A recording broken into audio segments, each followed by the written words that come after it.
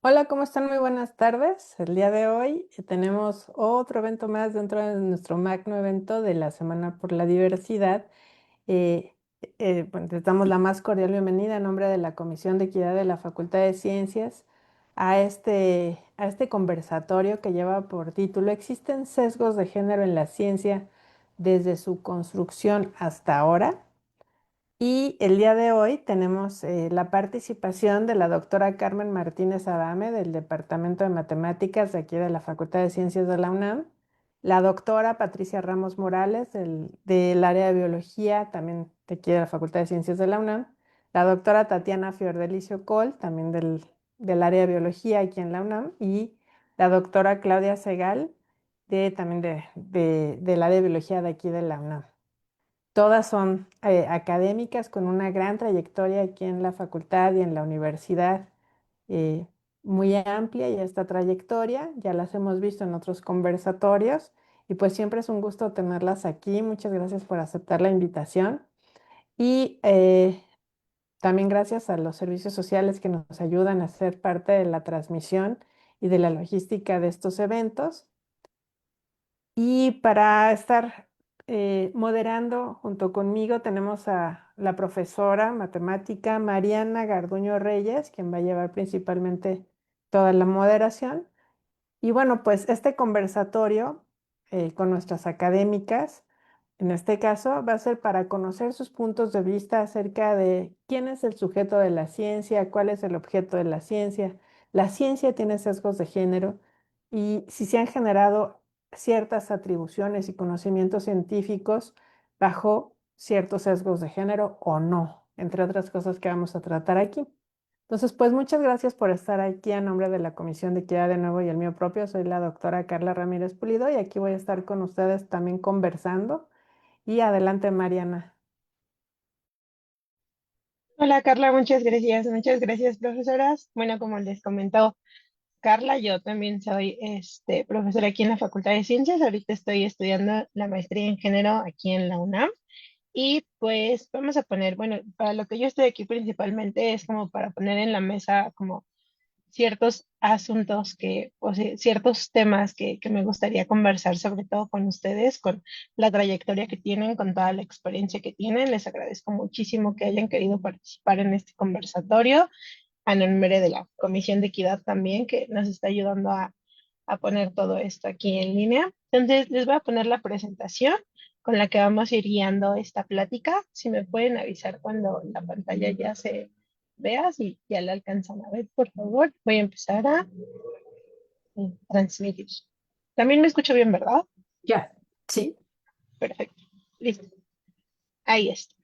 Como dijo la profesora Carla, el tema de hoy son los sesgos de género en la ciencia y queremos abordarlo un poco desde la construcción, desde la concepción que tenemos nosotras aquí en la Facultad de Ciencias de qué es la ciencia, ¿no? Desde esta idea como muy general que se tiene de la ciencia, que son como estos conocimientos o estos métodos como muy rigurosos que necesitan de estas pruebas lógicas, de esta verificación experimental, que necesitan pruebas, que necesitan evidencias para poder ser. O desde esta perspectiva de la ciencia, que es un poco más como una actividad, una práctica, más allá de los resultados que generamos, más allá de las teorías que ya están aquí, el vivir la ciencia como una actividad y una práctica, ¿no? O si, pues de nuestra parte, que somos todas las que estamos haciendo aquí ciencia en la facultad, si para ustedes la ciencia es como este conjunto solo de conocimientos, esta rigurosidad, el método científico, la experimentación, si eso es lo que es la ciencia, como es esta como idea como muy general, muy popular que hay allá afuera de lo que es la ciencia, o si desde dentro, como científicas, lo vivimos como con esta visión de lo que pasa durante también, ¿no? Esta práctica, esta comunidad, estos espacios que compartimos, ¿no? Sí, ¿desde dónde ven ustedes aquí la ciencia? Porque eso nos va a ayudar como mucho a enmarcar, ¿no? pues de qué sesgos que existen dentro de la ciencia estamos hablando, ¿no? O sea, justamente bajo esta idea de lo que es la ciencia, qué sesgos, qué cosas participan en esa dinámica. Entonces, la primera pregunta es esa. Para ustedes, ¿qué es la ciencia desde esta perspectiva como de científicas, de personas que hacemos ciencia aquí en la facultad? Y un poco también, ¿cuáles son sus marcos de referencia para lo que no es ciencia, ¿no? Porque de repente en la FAC hemos llegado a escuchar como esto de, pues estos conocimientos de aquí sí son ciencia, esto de acá afuera, eso ya no es ciencia, ¿no? ¿Cómo están ahí nuestros marcos de referencia para lo que entendemos por ciencia y para lo que podemos decir, no, eso tal vez no sea ciencia? Entonces, les cedo la palabra, no sé si quieran, quién quiera empezar o si quieren comenzar en algún orden.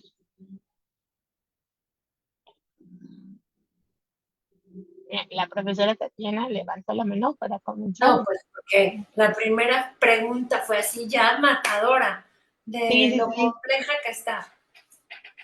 Eh, a ver, bueno, yo voy a intentar empezar. Creo que esta discusión ha existido por muchísimo tiempo, ¿no?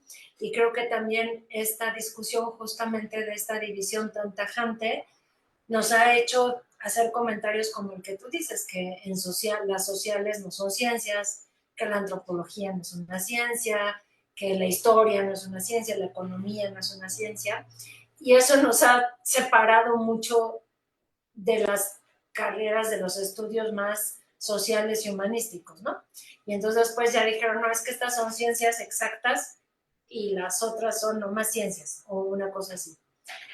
Yo diría que entre estas dos que nos pones aquí, en realidad tenemos una combinación, porque finalmente, sí, pues la ciencia busca generar conocimientos a partir de observaciones, de experimentaciones, que permitan comprobar una hipótesis, ¿no? Y creo que eso sienta un poco la diferencia entre a veces cuando leemos libros de sociología o así, que nos suenan más a opiniones que a conceptos experimentables, corroborables, pero no quiere decir que en ciencias no hagamos también eso algunas veces, o sea, a veces también hacemos eso. Para mí, el sujeto de la ciencia, pues somos nosotros, que somos los observadores, que somos los que estamos haciéndonos preguntas y tratando de responder esas preguntas. Y creo que intentamos que sigan una lógica y que la respuesta que tengamos sea verificable. Ahora, lo que no pienso, y creo que también nos ha hecho mucho daño, es que creamos que este caminito es lineal. Creo que lo he compartido en una plática justo que me invitó Patti con alumnos de la especialidad. El hecho de creer y de que desde la primaria nos dicen que para hacer ciencia hay que seguir, como tú lo dijiste, un método científico y que es lineal, nos hace muchísimo daño. Y lo único que genera es científicos frustrados, enojados o sea, porque siempre nos dicen, pues haces tu hipótesis, estudias lo que se ha hecho, haces tu hipótesis, tu objetivo, tu experimento y tu resultado. Y no es para nada así. Y además sería aburridísimo que fuera nada más así. Entonces, creo que sí hay que tener cuidado cuando hablamos de seguir esta línea lógica y los pasos del método experimental para tener un resultado científico. Creo que hay que tener cuidado porque no es una cosa lineal y creo que le quita todo el chiste justamente al razonamiento científico y al pensamiento científico en sí mismo. Ya. Muchas gracias. Eh, tengo aquí después a la profesora Carmen y después la profesora Pati. Entonces, si quieren, como en ese orden nos seguimos. Muchas gracias. Yo concuerdo con la visión de Tatiana, con lo primero que estaba diciendo. Creo que hay una cosa que es muy importante que no perdamos de vista, y es que la ciencia la hacemos personas, ¿no? O sea, la ciencia no es algo que se haga solito o solita, y que esté en un como nivel más alto y que nosotros la observemos desde fuera, ¿no? La ciencia es una práctica humana. Y creo que eso es muy importante tenerlo presente cuando nos hacemos la pregunta, digamos, que le da nombre a este conversatorio sobre los sesgos.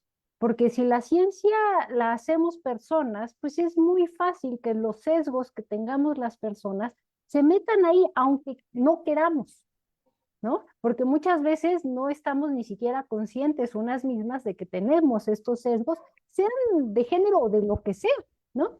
Entonces, creo que el reconocer que la ciencia es una práctica que hacen las personas es un punto que es clave. Ahora, dicho esto, ¿no?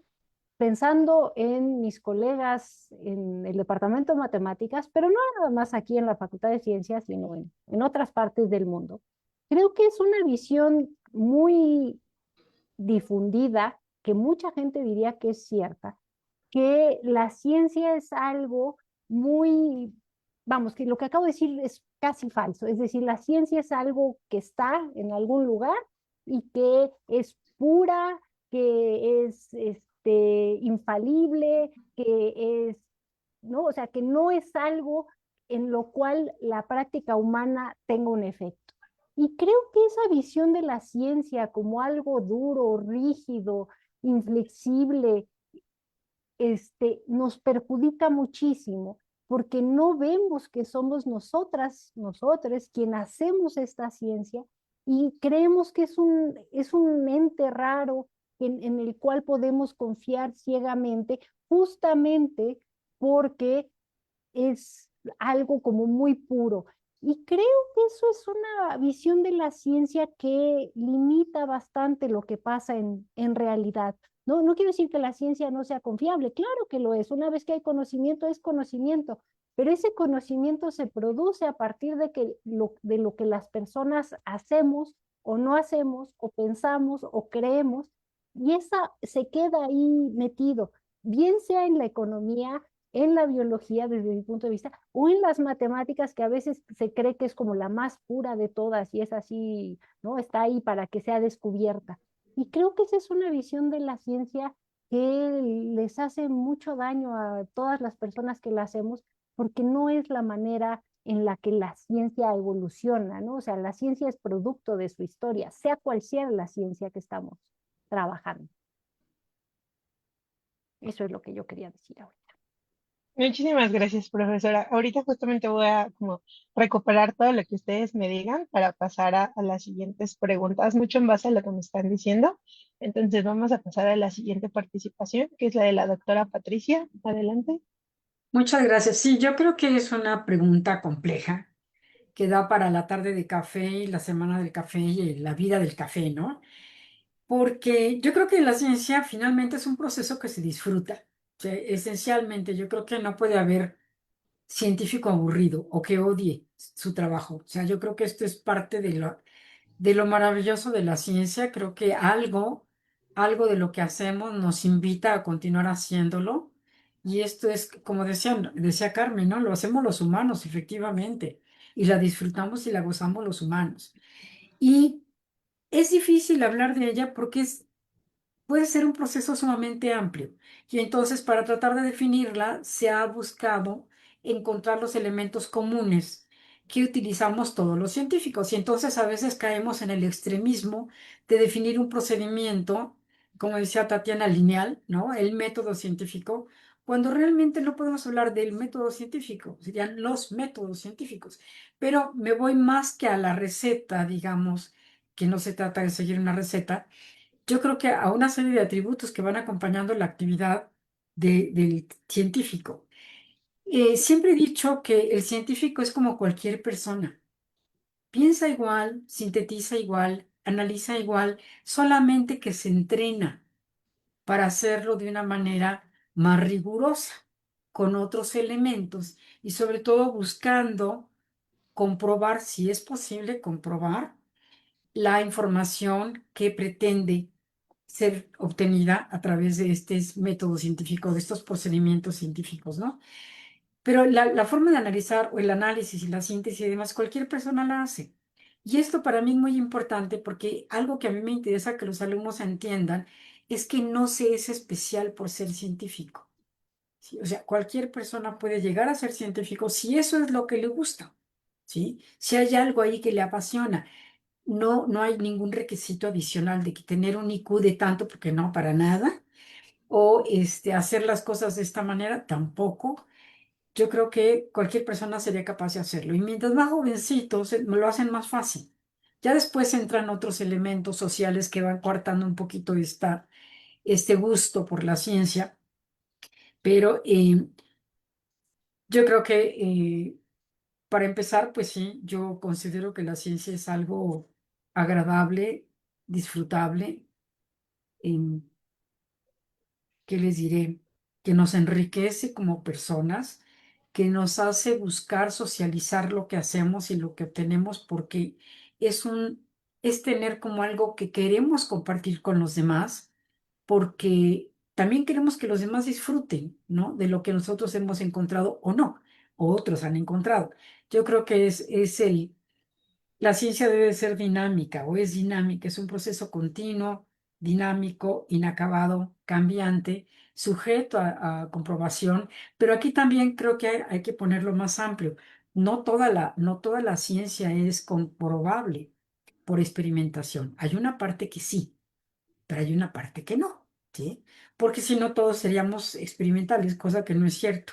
Y en ese sentido, por ejemplo, yo también siempre pienso que las matemáticas son experimentales.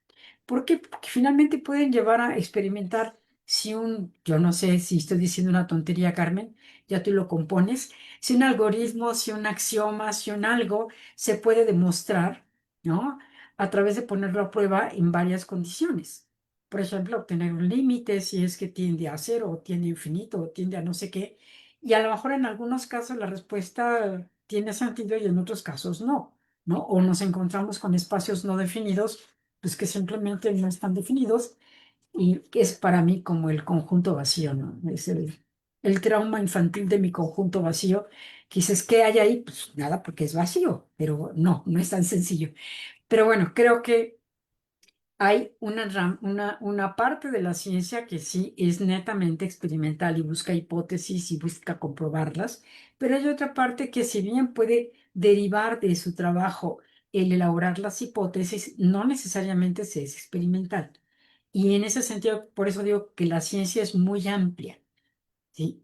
No nada más las ciencias exactas, si le queremos llamar así, también las ciencias sociales.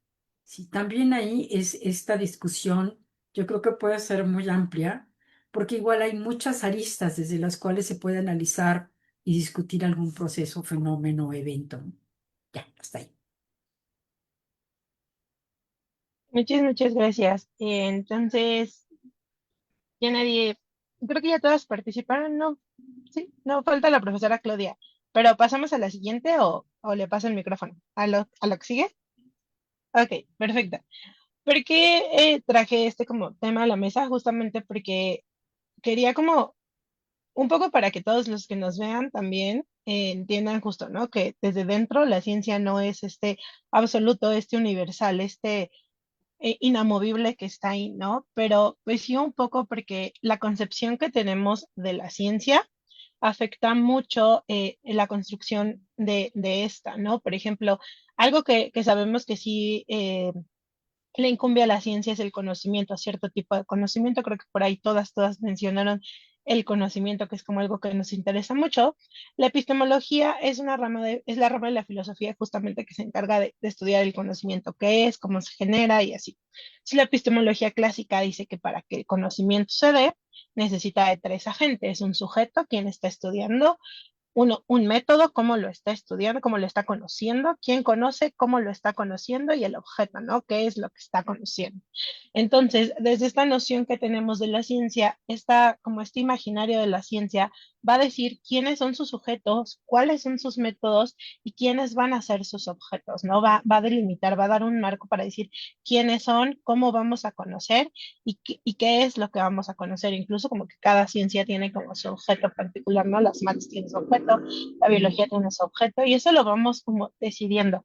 Pero estas concepciones justamente afectan, vamos a empezar a platicar sobre cómo afecta lo que entendemos por los sujetos de la ciencia, estas concepciones a veces de la ciencia muy rigurosa, muy universal, muy rígida.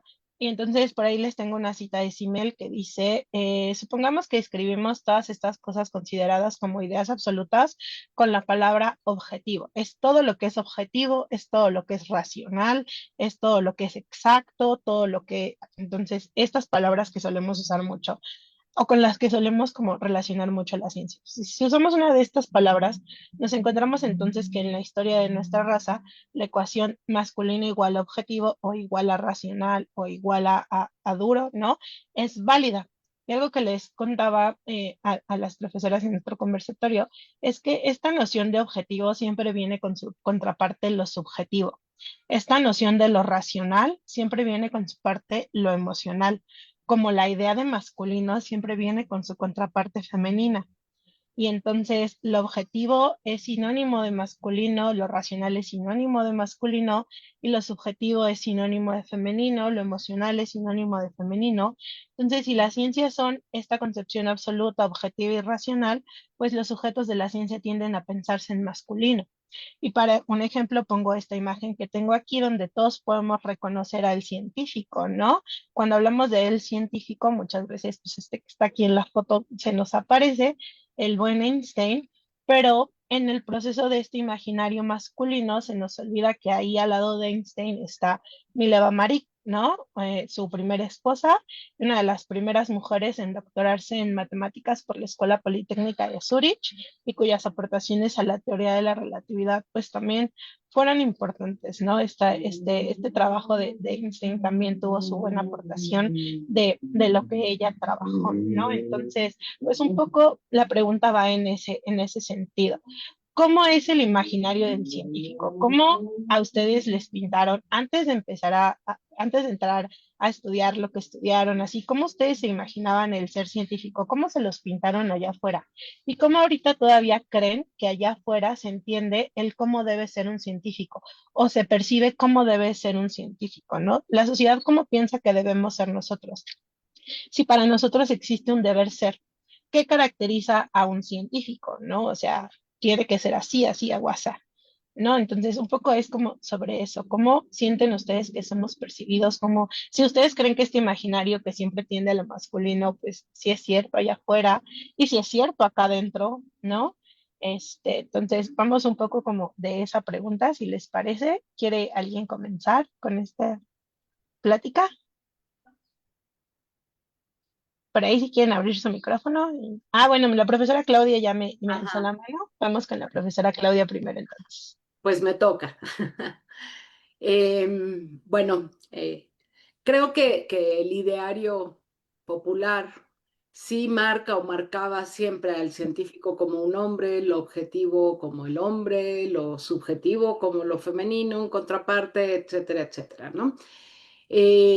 Creo que esta imagen del científico loco solo, encerrado en su laboratorio, con los pelos parados y muchos gasecitos saliendo de matraces, pues es como el ideario colectivo de lo que es el científico y es lo que ponen en las caricaturas infantiles, por ejemplo, etcétera. Pero yo creo que a estas alturas, quiero creer tal vez, ya esa imagen de que el científico lo único que hace son experimentos como de química, ya no es así, ¿no? Ya se considera como un científico alguien que puede ser hombre o mujer y que realiza este tipo de actividades de análisis, pero sí pienso que tanto dentro como afuera sigue existiendo esta visión de la subjetividad y emotividad del lado femenino, ¿no?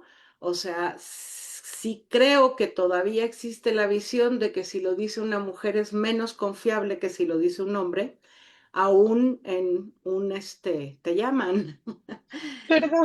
aún en un congreso, por ejemplo, o en un foro académico o en un foro no académico, ¿no?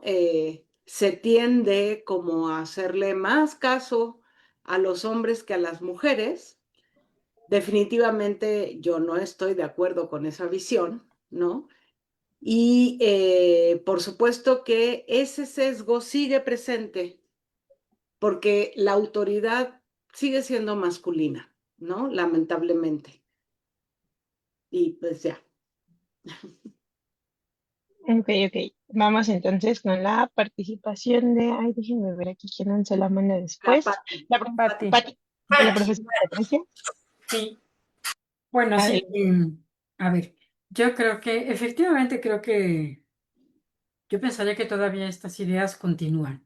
O sea, digamos, los escucho todos los días y a veces de personas que me cuesta trabajo creerles que sigan dirigiéndose hacia el científico y donde todo lo que haga la mujer lo desprestigian porque, pues, digo, obviamente no le conceden el mérito de haber hecho algo, sino que más bien estaba a la sombra del científico que estaba junto a ella. Así sea más joven o lo que sea, es que él es el hombre, ¿no? Y bueno, yo nada más diría que si bien el conocimiento puede ser masculino, como ponen aquí en la cita, la vida es femenina y la vida engloba el conocimiento, o sea que ahí nos vamos ganando. Yo creo que sí, yo creo que queremos que no existan estas diferencias, pero de que existen, existen. Y de que existen en sitios, digo, lo digo con mis colegas en esta Facultad de Ciencias, de colegas de la facultad, colegas de institutos y demás, donde cuesta trabajo discutir con ellos en el sentido de que entiendan que los méritos de una persona son propios sin que importe el sexo, ¿sí? Y no digan, ah, bueno, sí, sí, pero es mujer. Y eso, créanme, a mí me molesta mucho porque todavía, o sea, yo creo que esto de que han cambiado, no, no han cambiado, no han cambiado.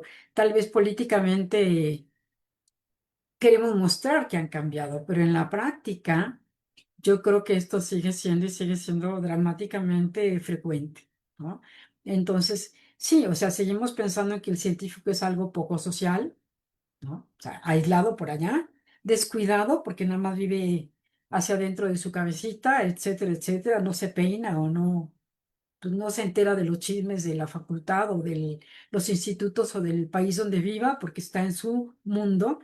Y por otro lado, pues siempre se dice, los científicos no voltean a ver la sociedad, están en su torre de marfil, ¿no? Y no se enteran de lo que pasa hacia afuera y lo que hacen pues es inútil porque no lo comunican a la sociedad y la sociedad no entiende lo que hacen los científicos. Y esto, aunque pareciera que estoy hablando de cosas extremas, yo creo que sigue tan latente que es una tristeza porque mientras no se reconozca el trabajo de la ciencia, no se va a valorar, ¿sí? Y digamos, no podemos decir que estemos en un momento actual en el cual el trabajo de los científicos se toma como base para hacer una serie de cosas, no necesariamente, ¿no?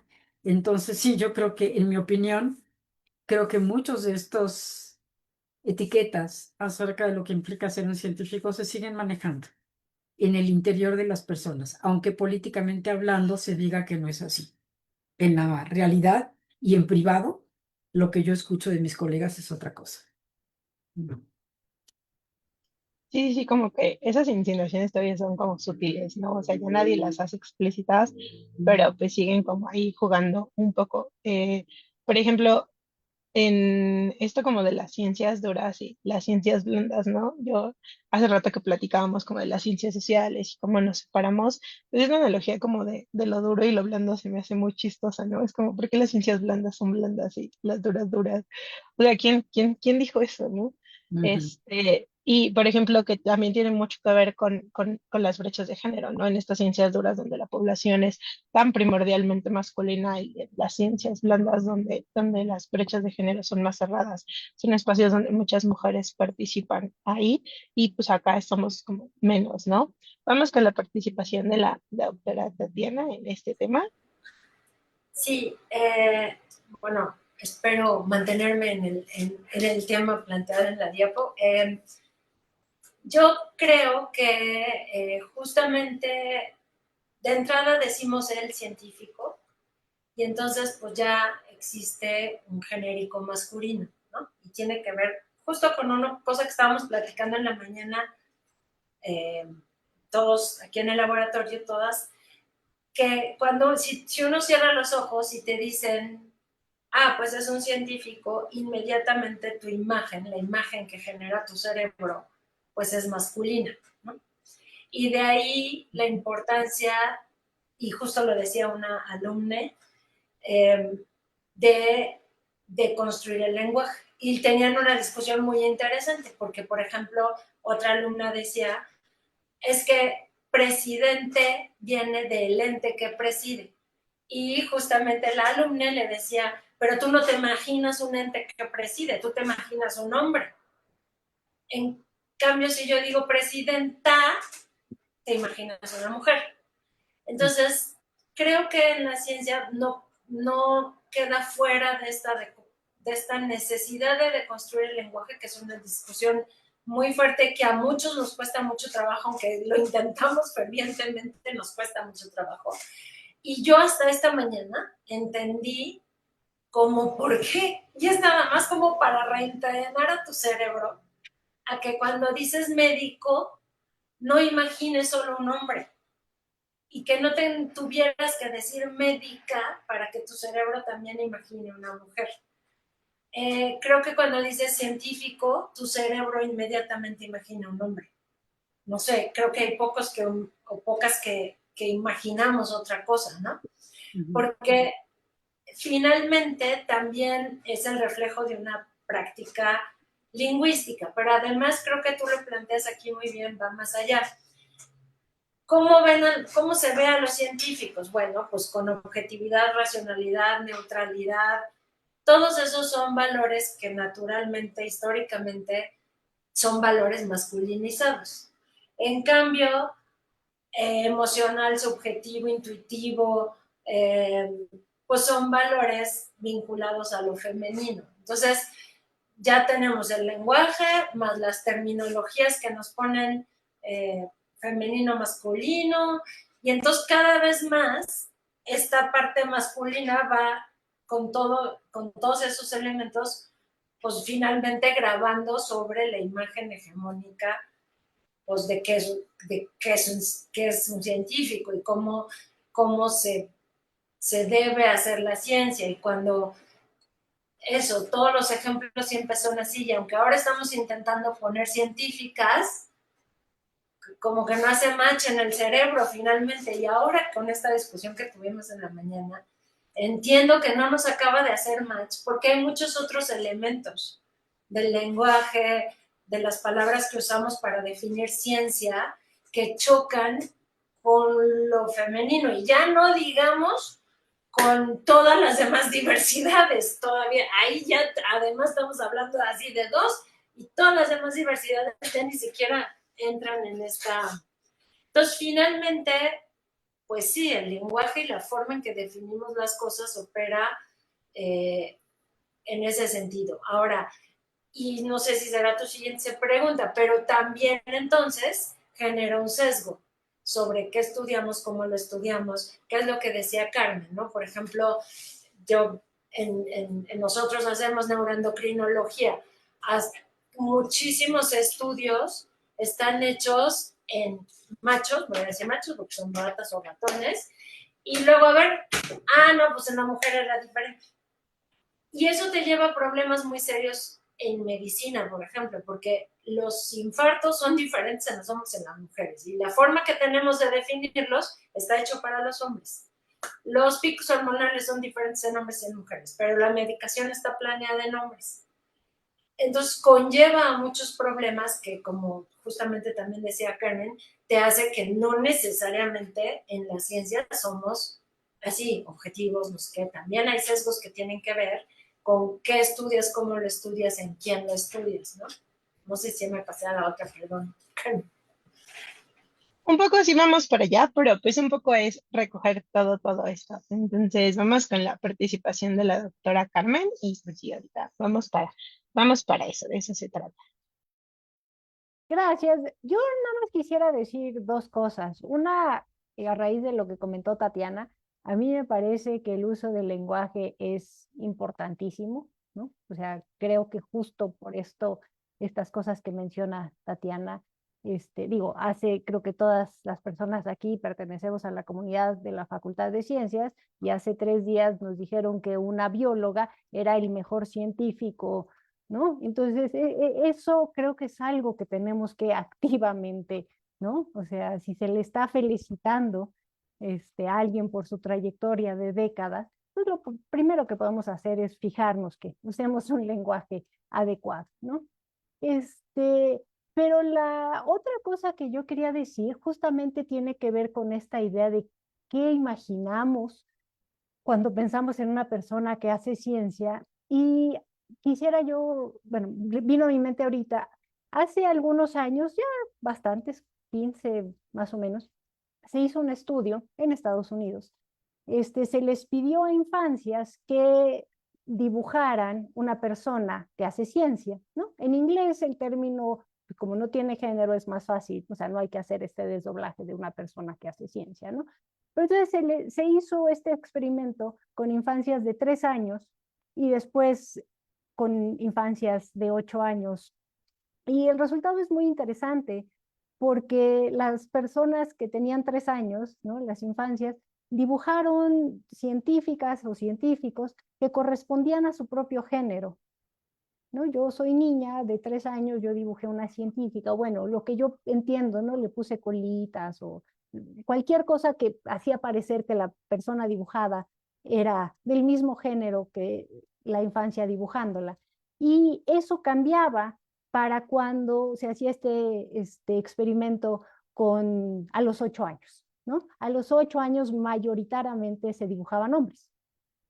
Y entonces creo que eso muestra que esto va mucho más allá de cualquier cosa que podamos imaginar, como, o sea, lo que decía Patricia, este sesgo sigue estando ahí presente y está presente desde los primeros años de vida. O sea, ya para los 8 años, ¿no? Las infancias ya se dieron cuenta que científico, más allá de que en español esa palabra es masculino, es un hombre, ¿no? Entonces creo que es una cosa que todavía está en efecto muy, muy presente y por más que luchemos y queramos, como que todavía hay un gran camino a recorrer y que mucho tiene que ver con el sistema en el que vivimos y que no es fácil, ¿no? O sea, no nada más es cosa de que llegue uno a la universidad y como que medio se te empiece a abrir la vida, sino que tienes una carga de todo lo que aprendiste sin darte cuenta que lo aprendiste, ni cómo lo aprendiste, ni en qué momento lo aprendiste, que creo que eso es también muy importante tener conciencia de eso, ¿no?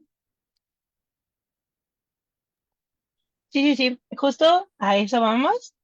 Vamos, aquí está esta diapositiva. Yo también hacía un ejercicio con mis alumnos de la prepa, donde les decía, díganme a su científico favorito, ¿no?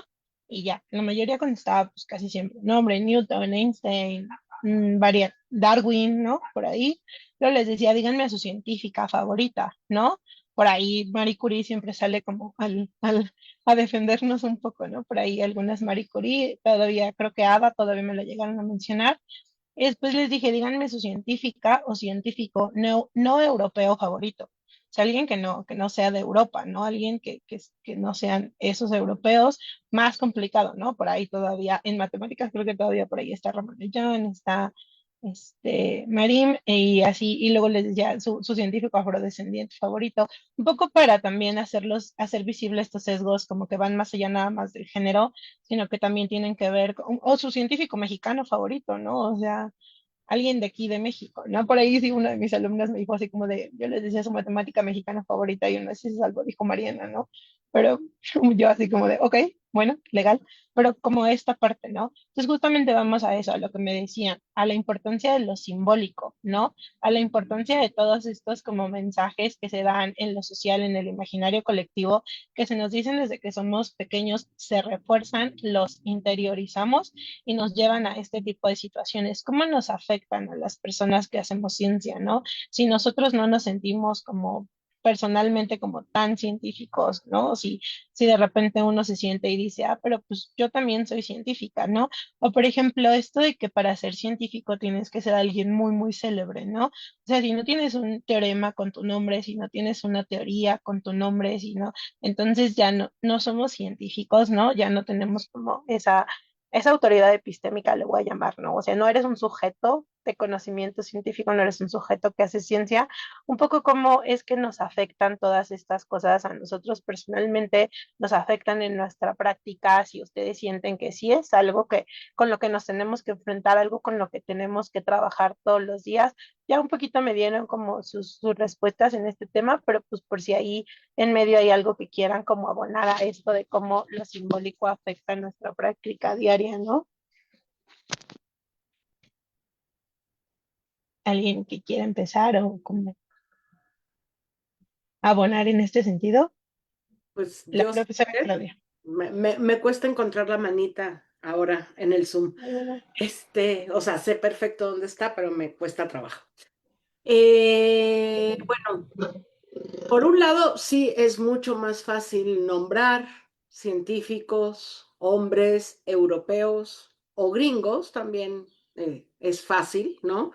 Y a medida que nos desplazamos hacia otras culturas, pues resulta cada vez más complicado. Y lo mismo pasa a la hora de pensar en el género femenino. Sin embargo, también, pues la historia nos trae que la mayoría de los descubrimientos científicos del pasado, digamos, la llevaron a cabo hombres, ¿no? Porque esa es la historia que se escribió. O sea, Einstein habrá tenido una primera esposa que no teníamos la menor idea de que ella había participado en la teoría de la relatividad, ¿no?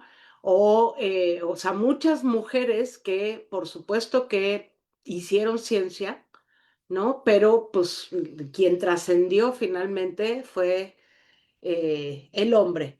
Y también, por otro lado, pues muchas veces nos ponen únicamente los apellidos de los personajes, ¿no? O ponen J. Brennan, y pues en el ideario justamente uno cree que es hombre y un buen día descubres que era una mujer, ¿no? Y creo que sí tenemos que exacerbar esas situaciones, ¿no? De las mujeres en el pasado, en el siglo XX, en el XIX, en el XVIII, que hicieron descubrimientos y que sin embargo ha sido pues soslayado en cierto modo, porque pues tenemos el ideario de que la ciencia la hacen los hombres, ¿no?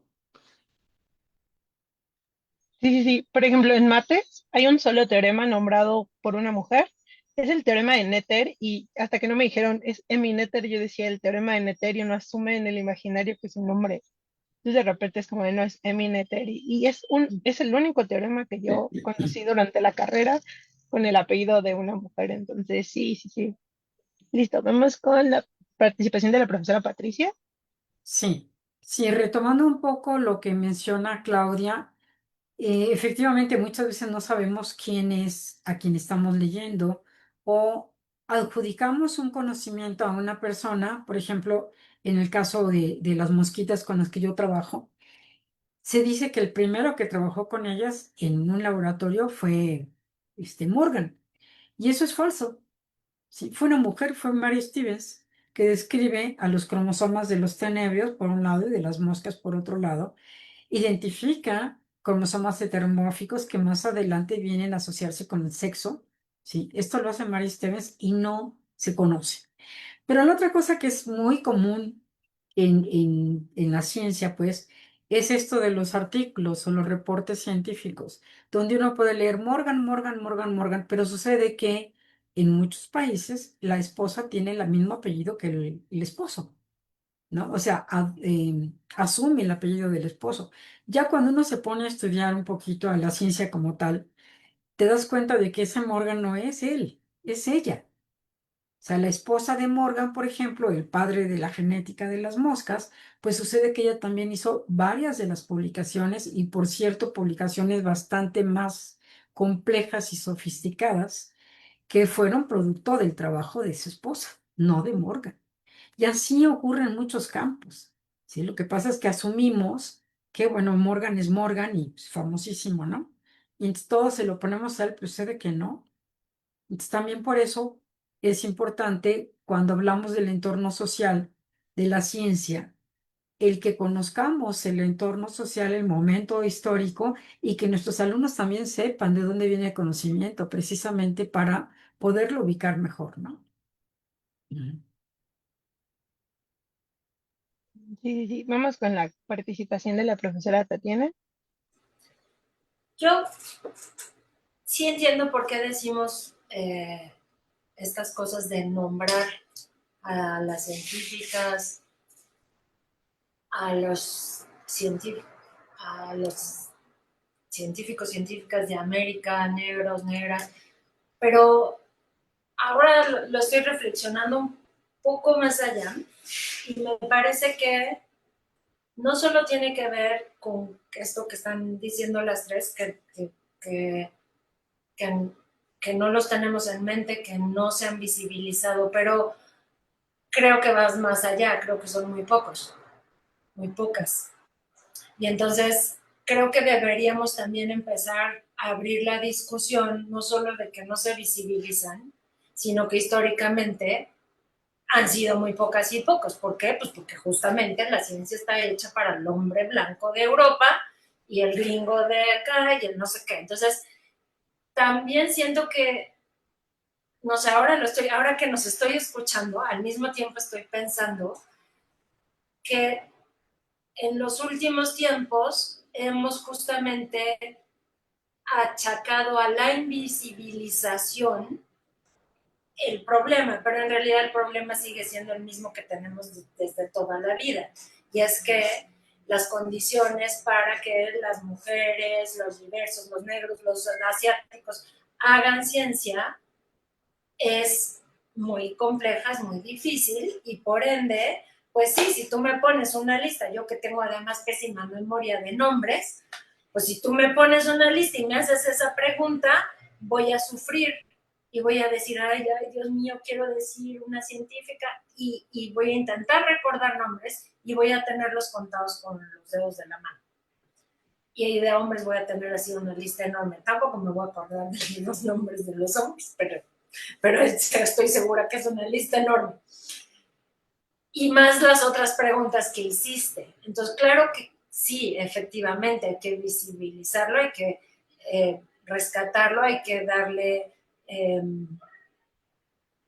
como dice Petri, pues hay que decir, esto lo hizo esta investigadora, eso lo hizo esta, pero también hay que tomar en cuenta todo lo que nos pasamos diciendo, que hay menos mujeres en la ciencia, que hay menos, o sea, hay más hombres blancos que todos los demás en este mundo. Y entonces, pues por eso también nos cuesta trabajo recordarlo de esa manera, pero es parte del problema. Es parte del problema que tendríamos que estar también discutiendo, ¿no? Sí, hay que problematizar esa parte. Ahorita creo que un poquito más adelante vamos a retomar algo parecido. Vamos con la doctora Carmen, que tenía su mano después, y creo que la profesora Patricia va después a hacer una aportación, o se quedó arribita la mano. ¿Sí? Ok. Entonces vamos con la profesora Carmen. Gracias. Es que escuchándolas, creo que es muy importante lo que está ahorita diciendo Tatiana y también lo que dijiste tú, Mariana, ¿no? De que no hay otro teorema que tenga nombre de mujer que se vea a lo largo de la carrera de matemáticas, y creo que eso es cierto, ¿no? Pero no tiene que, o sea, pero mucho tiene que ver con justo lo que estaba diciendo Tatiana, ¿no? O sea, por cómo está estructurada la carrera, ¿no? Y hasta dónde se cubre, ¿no? En la historia de las matemáticas, digamos, más allá de alguna optativa que nos traiga por ahí de finales del siglo XX, ¿no? La carrera cubre, ¿no? Hasta principios del siglo XX. Y entonces es justo lo que decía Tatiana, en ese periodo, ¿no? O sea, desde la Grecia antigua y hasta ahí, son muy pocas las mujeres matemáticas que hay reconocidas. No quiere decir que no haya habido, pero por cómo se contó la historia y quienes escribieron la historia, ¿no? En efecto, ¿no? No nos vamos a encontrar un teorema con nombre de mujer escrito en el siglo XIX, ¿no? Y eso no quiere decir que no haya habido mujeres matemáticas, y había algunas, y hay historias muy famosas de mujeres que se vestían de hombre para poder ir a la universidad, ¿no? Pero creo que no se trata nada más de, bueno, ok, no hay, pero creo que parte de lo que se debería hacer en la carrera de matemáticas, y hablo en particular de esto, en biología no sé cómo sea, me imagino que hay cosas muy parecidas, ¿no? Por lo menos que esto se hiciera patente, o sea, que se dijera explícitamente, ¿no? O sea, no es que nada más vamos a citar a puros hombres, o no, sino que esto se hiciera una reflexión explícita sobre por qué las cosas están como están, ¿no? O sea, incluso y pienso, digamos, en las bibliografías de cursos, ¿no? Donde hay libros de texto escritos a lo largo del siglo XX y lo que va del siglo XXI, y el 95% de ellos, me atrevo a decir, están escritos por varones, y creo que vale la pena decir eso, o sea, ¿no? Sí, es muy bueno buscar bibliografía escrita por mujeres, pero incluso, ¿no? Creo que es importante cuando se tiene un curso con bibliografía donde los 3 libros principales son de varones, decir, y esto es así, ¿no? O sea, y creo que muchas veces ayuda justamente, ¿no? Lo que decía Patricia, poner el nombre de pila, ¿no? O sea, este, no siempre ayuda, en muchas ocasiones sí, pero creo que eso es algo que ayuda a visibilizar, ¿no? Creo que estas reglas de citar, tipo APA, ¿no? Son reglas que están pensadas para otra cosa, son reglas que en su mayoría están escritas por hombres, ¿no? Al igual que la RAE, ¿no? Es 90% varones. Cuando alguien dice, es que la RAE dice, como para justificar por qué el lenguaje es como es, creo que a mí esos son los argumentos que más me molestan. Pues claro, ellos contaron la historia, ellos hicieron las reglas, pues ¿qué esperabas? ¿No? Pero creo que por lo menos hacer visible que ahí hay algo, ¿no? O sea, estamos en un curso en donde la bibliografía es únicamente bibliografía escrita por varones, decir por qué y hacerlo explícito, creo que eso es algo que puede ayudar a, si no bien decir, bueno, de repente nos inventamos a muchas mujeres matemáticas en el siglo XIX, ¿no? Sino sí decir, bueno, el problema es y estaba y es así, ¿no? Creo que eso es algo importante que hay que hacer. Sí, justo ahora que lo mencionas y que lo mencionaste, Tiene, yo estaba como queriendo poner en la mesa justo qué tanto es invisibilización, qué tanto también es exclusión, ¿no? Y cómo se reproducía esta exclusión que tiene que ver un poco con lo que platicamos, como de las mujeres no pueden estudiar mate o las mujeres no pueden estudiar una ciencia porque no son tan racionales, porque no son tan objetivas, ¿no? O sea, como que lo que siempre se usó para justificar que no se nos diera acceso a la educación o que no se nos diera acceso a ciertos espacios, ¿no? Y ahora pues ya se nos da acceso a esos espacios, pero ¿qué tanto esos espacios nos toman en cuenta? ¿Qué tanto esos espacios nos toman en serio, por ejemplo, ¿no? O sea, ¿qué tanto se nos escucha? ¿Qué tanto están construidos para nosotras y para otras poblaciones, ¿no? Entonces, vamos con la profesora Patricia, que creo que también bueno, alzó la mano, y de ahí tenemos otras 2 participaciones de la doctora Tatiana y de la doctora Claudia. Sí, mira, de hecho, tan es una realidad que hasta 2022, de los 117 premios Nobel, 101 se han otorgado a hombres y solamente 16 a mujeres. Sí, esto es de los premios Nobel. Y bueno, quería comentar que, por ejemplo, en 2005 aproximadamente, en una sociedad científica que sustenta a la Agencia de Protección Ambiental en los Estados Unidos, es una sociedad muy, muy grande, y participamos ahí pues los que hacemos cáncer, los que hacemos mutagénesis y todo lo demás. Y pues varias colegas hablaban de hacer una reunión entre las mujeres de la sociedad, ¿no? Y a mí al principio me pareció que no, o sea, ¿por qué teníamos que hacer una sesión para mujeres? ¿Sí? No, yo no había entendido. Pero dije, bueno, ok, digo, era mi amiga, sigue siendo mi amiga. Y pues dije, bueno, ok, voy a tu sesión, ¿no? Y entonces fui a la sesión y la verdad es que fue un choque bárbaro en el sentido de que no era una sesión para hablar de ciencia en términos más light. No, nada de eso. Era una sesión para hablar de cómo carambas le hacemos las mujeres científicas para salir adelante en la ciencia, de todo aquello que tenemos que enfrentar. Por ejemplo, ¿nos pagan lo mismo? En México sí, al menos en la universidad sí, pero en Estados Unidos no. Las universidades y los institutos de investigación tienen sueldos diferenciales para hombres y para mujeres, en muchos lados todavía.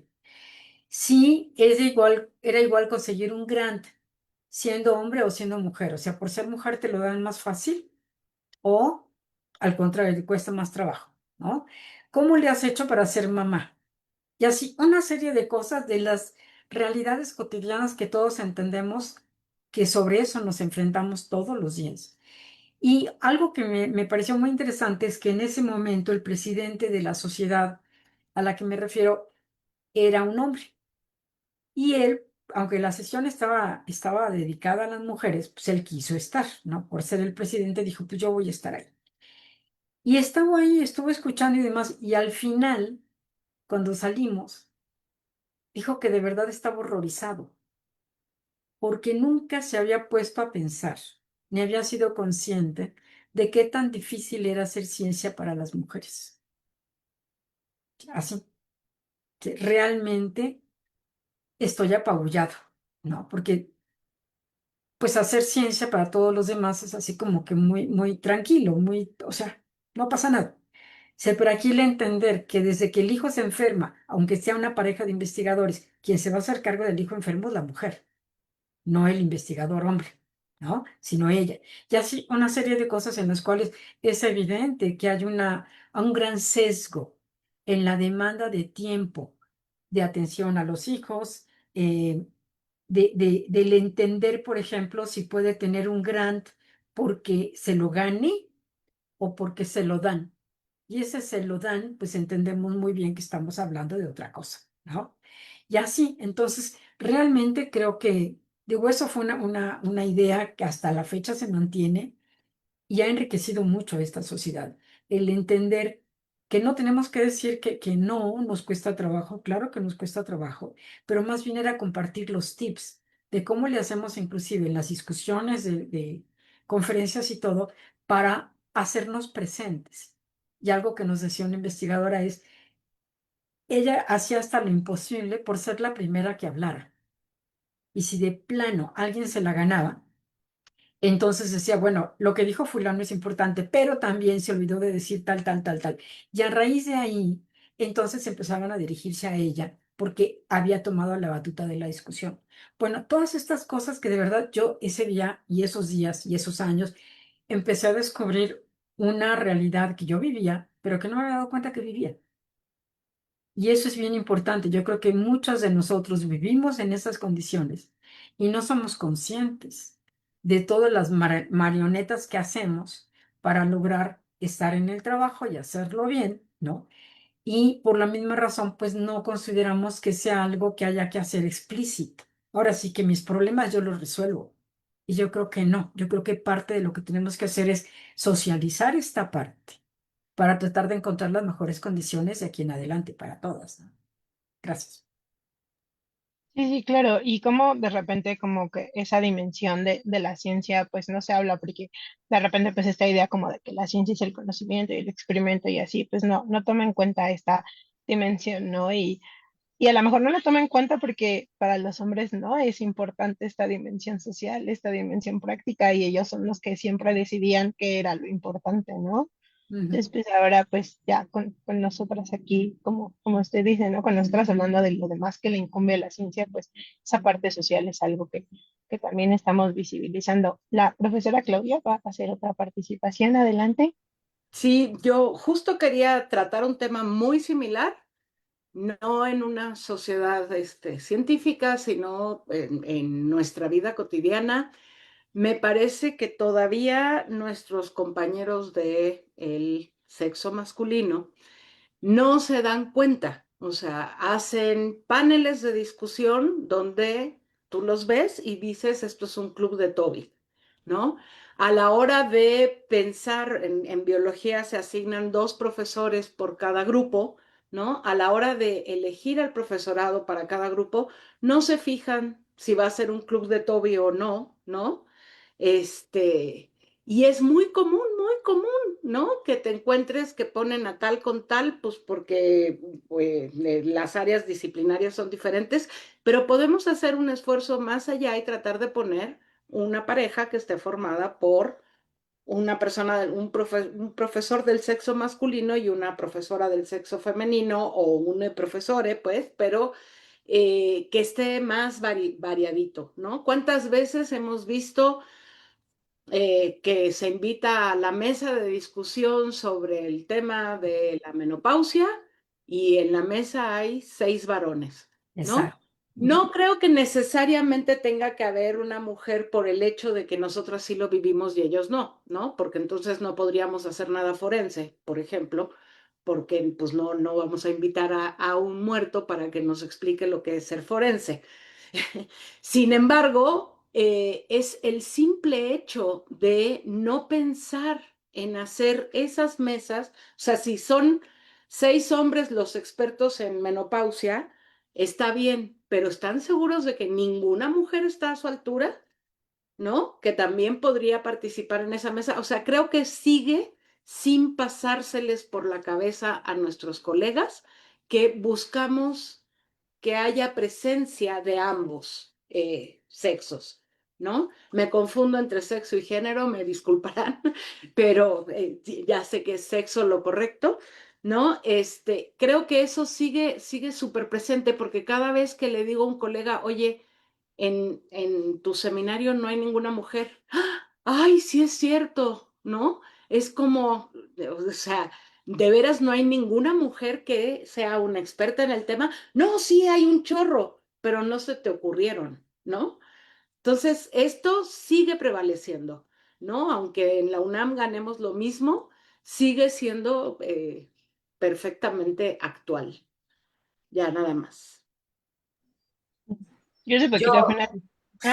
Profesora, sí, profesora, te tiene yo sé que adelante. alargamos este tema, pero ahora voy a disentir de la doctora Segar. Eh, Primero, es que tienes que venir a nuestro curso con Ana Cristina y Carla. Nos explicaron muy bonito todo eso de sexo, género, Ah, todo no, eso. sí, sí, sí. Eso es que me lo sé, me lo han explicado 1000 veces. Pero te haces bolas como Sí. yo. ¿Por qué voy a disentir? No, yo creo que hay ciertos temas en donde sí tiene que estar una mujer porque es la que lo vive. Ah, sí, claro. O sea, Pero en un que los forense, ¿qué haces? expliquen cómo se siente la menopausia, pues francamente ni al caso.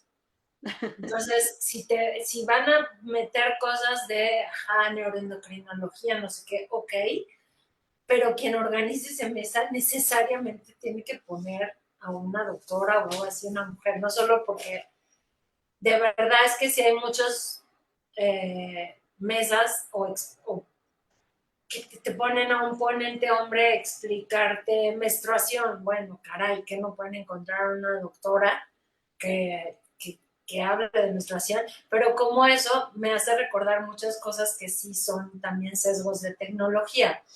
Todas hemos ido al ginecólogo, porque la mayoría son hombres, ahora ya hay mujeres. Eh, la silla y el pato, pues estoy segura que las diseñó un maldito ingeniero. Y no lo digo El por, mastógrafo. no lo digo porque es ingeniero, sino porque seguro fue hombre. O sea, no hay forma de que uno esté bien en esos artefactos de tortura. Entonces sí hay un sesgo en no tomar en cuenta que a pesar de que son muy listos, también hay muy listas y podríamos aportar mucho, sobre todo en temas que tienen que ver con nosotras, no con ellos. Nunca se han sentado en una silla ginecológica y nunca les han puesto el pato. Entonces no nos pueden explicar que eso es lo mejor que hay, ni que no pasa nada, ni que respires y ya. Pues, ¿por qué no? Y ya, por eso quería disentir de la... No, pero creo que entendiste mal. O sea, lo que estoy diciendo es que no necesariamente el único experto tiene que ser de un sexo u otro. Lo que estoy diciendo es que ni se les ocurre pensar a la hora de armar un panel en que esté equilibrado en términos de sexo. Tatiana se nos congeló terriblemente, ¿verdad? Ok, a gritos. Este, y bueno, y sobre esto de que sea el experto, que esté ahí, pues si tenemos o sea, si queremos visitar a un pediatra, pues no esperamos que sea una infancia, ¿verdad? Quien nos atienda, evidentemente, pero lo que es claro es que a los hombres no se les sigue, no es no es porque consideren que las mujeres sean menos buenas o no, o no es un sesgo ideológico, sino es de que no se les ocurre, ¿no? No se les ocurre, ponen a los 8 hombres que más les suenan y no se les ocurre que también hay mujeres. No lo piensan, no sé cómo decirlo. No porque no las consideren buenas. Ya nada más. La profesora Carmen creo que va también a sumar en este tema. Adelante. Perdón, es que yo quería nada más agregar una cosa sobre lo que estaba diciendo Claudia y que ahorita volvió a insistir. Yo creo que es peor. Yo creo que no es que no se les ocurra, yo creo que es como una ignorancia deliberada, ¿no? O sea, no me quiero informar, no quiero hacer eso, o sea, es como una ignorancia escogida. Así quiero. O sea, no nada más es, no se me ocurrió, ay, disculpa, sino yo creo que hay una parte ahí de así estoy escogiendo hacer las cosas, ¿no? En esta ignorancia que me protege en este marco en donde yo estoy. Pero bueno, perdón, nada más quería agregar eso.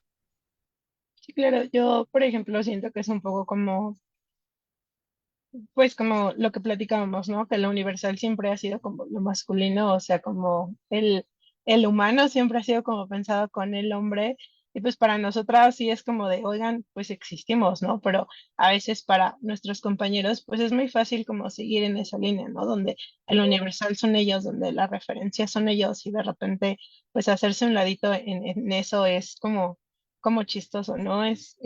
O sea, se necesita un esfuerzo de parte de ellos para pues acordarse un poco de que existimos, ¿no? Entonces, justo vamos a pasar un poco a ese tema y también a abordar las preguntas que ya nos han hecho. Tenemos como muchas preguntas aquí. Entonces, vamos a pasar al siguiente tema y en la discusión del siguiente tema vamos a abordar también las preguntas que tenemos aquí planteadas que nos dejaron en los comentarios. Para el siguiente tema, justamente lo que quiero hablar es de injusticias epistémicas, específicamente un tipo de injusticia epistémica a la que llamamos injusticia testimonial. Las injusticias epistémicas son son injusticias que se producen cuando, bueno, voy a hablar primero de injusticias epistémicas, luego hablo de lo que es la injusticia testimonial. Es que se me fue se me olvidó volver a poner la lámina de injusticia epistémica. Una injusticia epistémica es aquella que se produce cuando dañamos a una persona en su calidad de sujeto epistémico, de sujeto de conocimiento. Cuando hay algo que le otorga, bueno, que hace que a esa persona la dañemos en ese sentido de su identidad, ¿sale? Como científica, ¿no? Como científico, como persona productora de conocimiento. Cuando algo pasa que decimos, en lo que él me dice, lo que él sabe no es tan válido. Entonces, un poco la injusticia testimonial es eso, es cuando hay prejuicios que nos llevan que llevan a alguien, a un oyente, a otorgar a cierto hablante un grado disminuido de credibilidad. Este concepto de injusticia testimonial, en este sentido que tenemos como de siempre nombrar, es un concepto que desarrolla una filósofa de la ciencia inglesa, Miranda Fricker, y ella habla de estas injusticias respecto a algo que llamamos el poder identitario.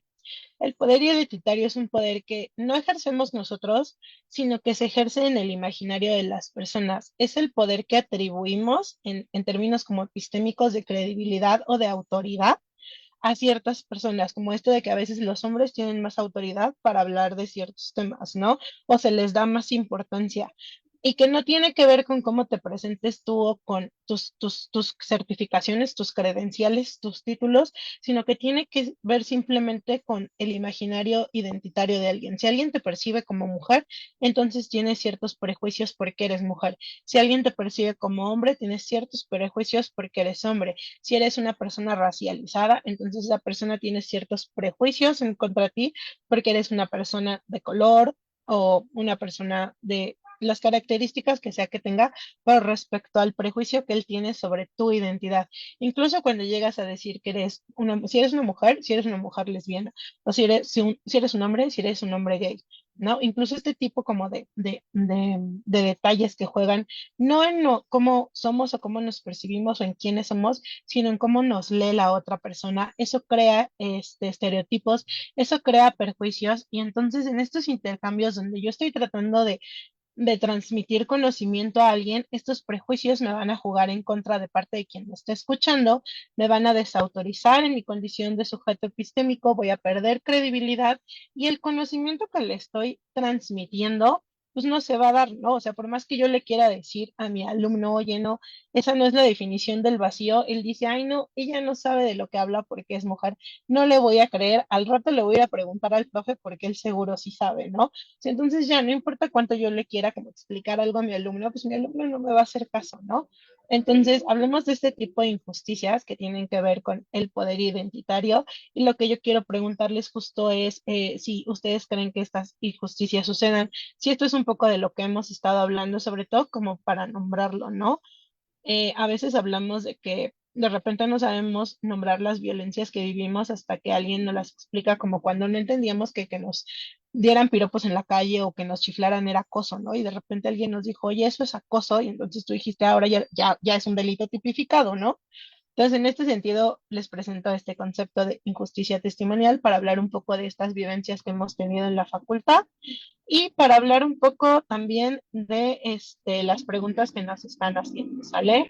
Voy a leer algunas de las preguntas que hablan un poco de esto sobre varias preguntas. Dice, ¿qué barreras estructurales han identificado dentro de la facultad que reproducen estas desigualdades de género, ¿no? Si hay diferencia en el trato a los estudiantes hombres y mujeres en clases o laboratorios, si ustedes las han vivido o las han identificado.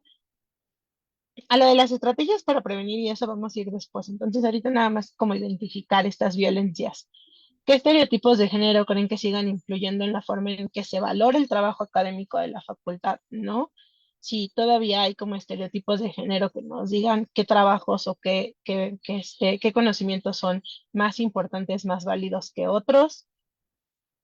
Dice, ¿consideran que hay diferencias en la forma en que se evalúa o promueve a las mujeres científicas en la facultad? ¿De qué manera creen que los roles de género tradicionales sigan condicionando nuestras trayectorias? Lo que decían un poco de que no se tiene en cuenta de las labores de cuidado que se nos cargan socialmente. La otra vez hablábamos también, por ejemplo, de cuando se castiga el error de que en las mujeres siempre se nos exige ser perfectas y no equivocarnos mucho más que a los hombres, y en la facultad eso se refuerza un poco.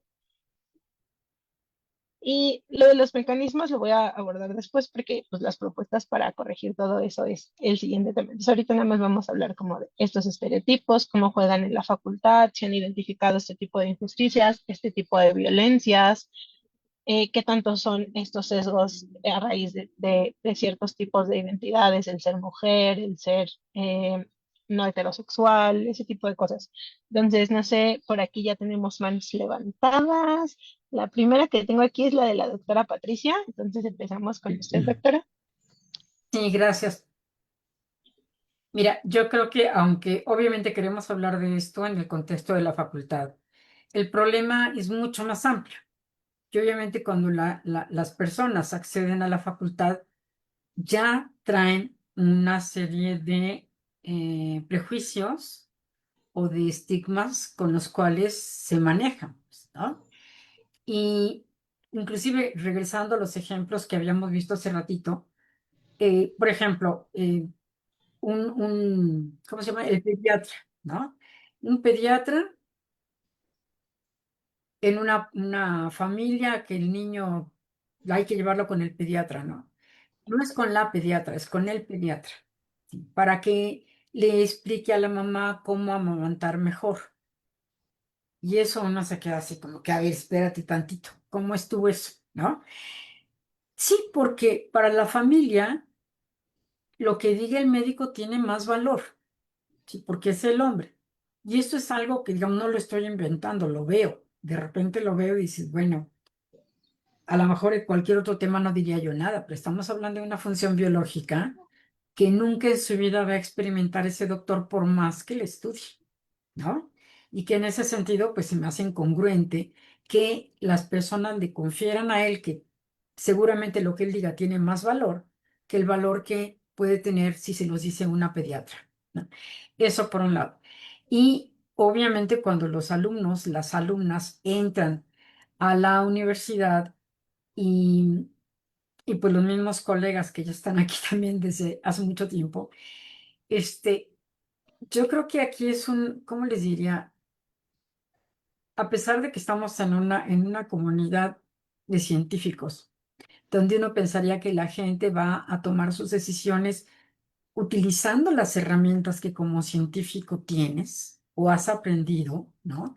Para hacer tu investigación, es como una disociación. Y en esta parte, yo lo que veo es que las personas, muchas personas, desafortunadamente, ya tienen una visión de que esto es así, ¿no? O sea, nos dicen esto es así, ¿por qué? Pues porque es mujer, ¿no?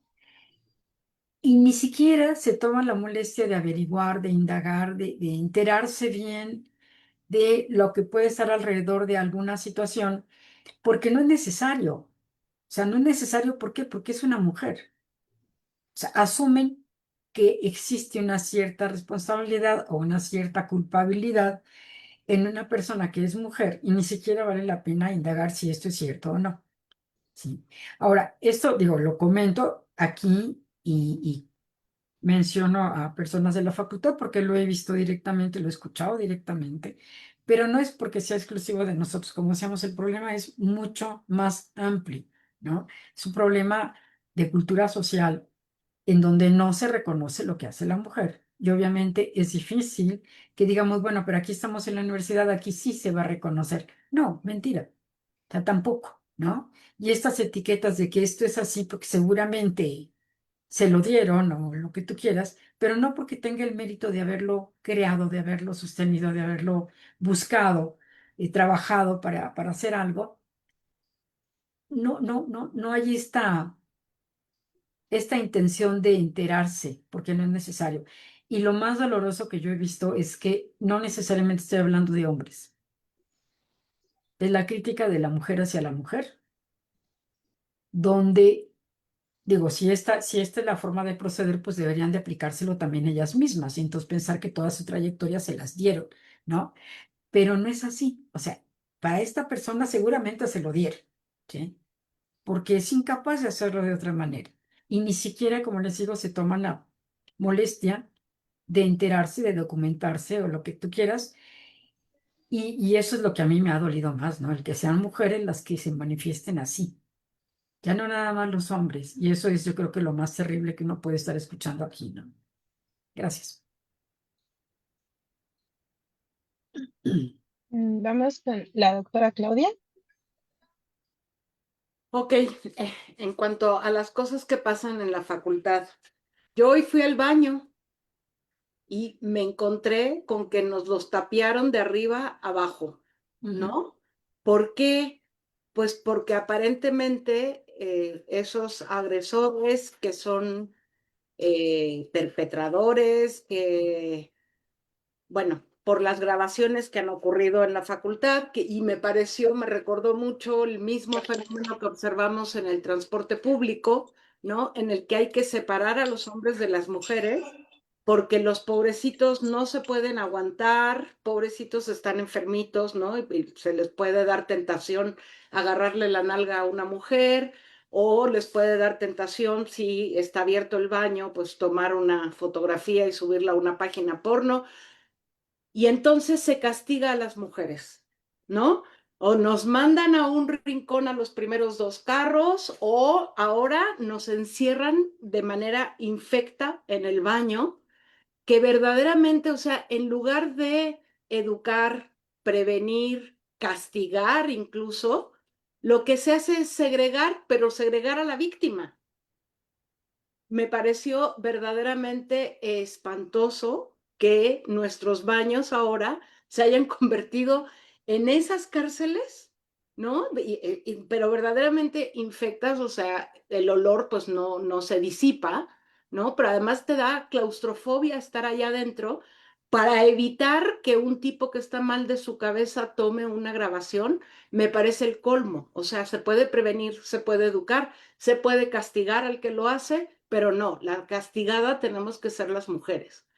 Y esos pues sí siguen siendo demostraciones, ¿no? De que no le vamos a hacer nada a los hombres. Podemos ayudarlas a ustedes, cuidarlas a ustedes, porque pobrecitas, no se pueden cuidar solas, entonces ponemos paredes, pero, pero no estamos dispuestos a cambiar nada en la cultura masculina, ¿no? Nada más. Bueno, yo quisiera nada más hacer un comentario al respecto, porque Sí, yo creo que es adelante. importante el tenerlo claro. Esto de los baños fue una petición de los estudiantes, de las estudiantes específicamente, ¿no? Ujú, Fue una de sí. las cosas que se acordaron, y el diseño y demás lo hicieron las estudiantes en sus comisiones y los estudiantes. Entonces, bueno, también yo creo que digo, entiendo el punto de que no es lo ideal que se separe a las personas que generan un conflicto, porque en lugar de que lo entiendan y no lo generan, es más fácil segregar, ¿no? O sea, sí entiendo ese punto, pero también entiendo que esta fue una petición específica de las estudiantes. Y en Sí. ese sentido digo, pues no, bueno, en particular a mí no me causa ni claustrofobia ni nada. Si de esa manera están más tranquilas y de alguna forma esto puede ayudar, pues bueno, todavía hay una parte del frente que está descubierta, o sea, que no pasa nada, ¿ok? Gracias. Ok, ok. Vamos con la profesora Carmen. Gracias. Ahorita que Claudia mencionó el tema de los baños y que Patricia dice que fue una petición, justo me parece que es un muy buen punto porque nos muestra que hay algo que hacer. O sea, las estudiantes, las profesoras, no nos sentimos seguras en nuestros baños, ¿no? Yo estoy de acuerdo con Claudia, me parece una medida horrible, ¿no? El olor que va a haber ahí adentro, yo no me quiero ni imaginar, pero bueno, este, a lo que voy es el hecho de que haya sido una petición, ¿no? No quería decir necesariamente que se tuviera que hacer. Yo creo que sí es muy importante que la comunicación fluya mejor en nuestra facultad. Hay muchas cosas que se pueden mejorar y muchas cosas que suceden, como dice Patricia, afuera de la facultad y que traemos cuando llegamos ahí. Pero sí, a mí me gustaría creer que nuestra comunidad podría funcionar un poco mejor, que nuestra comunidad sí podríamos lograr algo para que, aunque esa haya sido la petición, ¿no? Lograr el objetivo que supuestamente se va a lograr con esa petición de una manera que implique un avance en términos de la erradicación de la violencia en realidad, porque esto no quita la violencia, esto hace que sea más difícil, van a tener que ir a otros baños, o sea, eso, o sea, es como si yo no salgo de mi casa, no me asaltan, pero Y eso es no quiere. violento con nosotras. Exacto, yo, o sea, yo lo que quiero es poder salir de mi casa, ¿no? Entonces, sí entiendo que fue una petición, pero creo que lo que necesitamos, más allá de la autoridad diciendo, bueno, se ponen paredes porque eso me pidieron, ¿no? Y al rato los columpios o lo que sea, creo que en este punto que es muy serio, ¿no? Sí se puede, porque además tenemos personas en la facultad que llevan muchos años estudiando temas de género, y si no en la facultad, en la universidad, que se puede pensar cómo hacer esto de una manera que no sea yo me encierro en un baño donde va a oler. Imagínense eso, cómo va a oler. Digo, perdón, somos 10,000, 12,000 personas en la facultad, o sea, no quiero ni pensarlo. Entonces, como que a mí sí me gustaría que estas decisiones en la facultad se tomaran de una mejor manera, recurriendo a personas que saben de estos temas. Y esto lo uno con lo que decíamos. Creo que en estos términos de las injusticias y demás, creo que hay otro tipo de injusticias que tienen que ver no con quien está diciendo, sino con el tema que se está tocando. Y creo que justo los temas de género, ¿no? Son temas que en la Facultad de Ciencias, o por lo menos las personas que yo siento que me rodean en el departamento de matemáticas, menosprecian, ¿no? Ay, vas a hablar de género. Ay, esto, no, o sea, yo creo que eso es algo que se tiene que combatir, se tiene que decir, es importante, ¿por qué hay menos mujeres en la ciencia? Pues no estamos seguras aquí, no puedo ir a hacer pipí sin que me graben y ahora yo esté ahí atorada con un olor espantoso para que no me graben. O sea, creo que sí podemos tener una como objetivo, un anhelo de que logremos algo mejor en donde de veras quitar la violencia signifique erradicarla, o sea, que deje de haber, no que ya no la puedan ejercer, porque ya me encerré, ¿no? Creo que sí debemos abrirnos a un diálogo y escuchar y pensar entre todos y con personas que a esto se dedican, ¿no? ¿Cómo se puede mejorar esta situación? A mí este tema sí me parece que es muy importante porque creo que en el fondo lo que se hace es menospreciar el tema como un tema importante.